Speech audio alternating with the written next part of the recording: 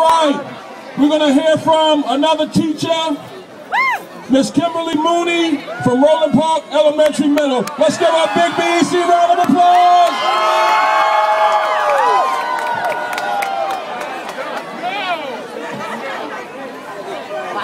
Good evening. My name is Kimberly Mooney and I'm a 6th-year teacher in the Baltimore City Public School System, and I currently work at Roland Park.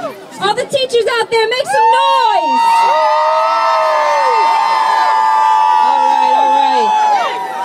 Now, I would like to get one thing straight.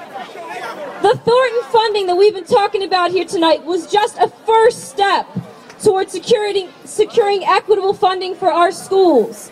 Anyone who has ever set foot into a public school in Baltimore can tell you that not only can we not afford cuts, we need more funding for the renovations and upgrades we need, and to provide the school facilities that are truly called for. Our students don't deserve to try to learn in classrooms where the window panes are blown out in each rainstorm, or in buildings where the heat doesn't work. Let me hear you've ever been hot and cold in your classroom. That's right.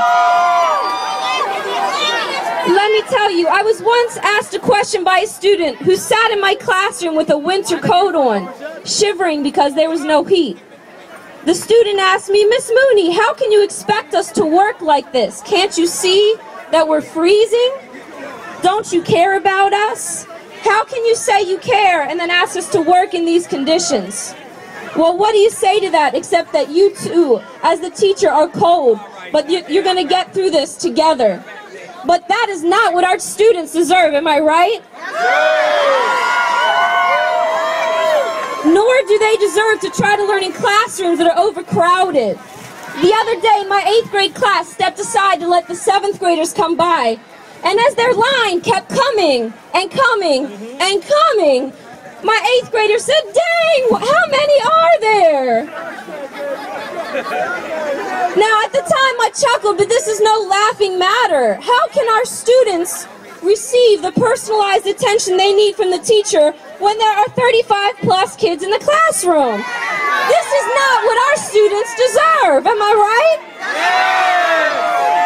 Our students don't deserve to work with outdated textbooks or to only have the materials they need when the teacher's photocopy limit hasn't been restricted to the budget shortfalls.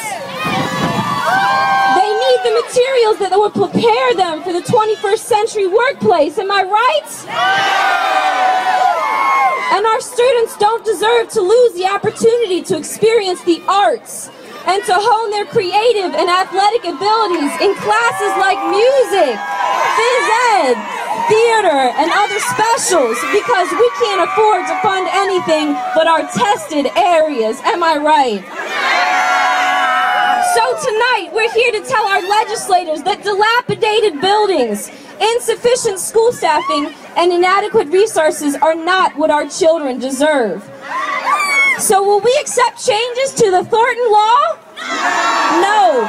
Will we stand for cuts being made without consideration of reasonable new revenue sources? No. We demand that education be fully funded because that's what our children deserve.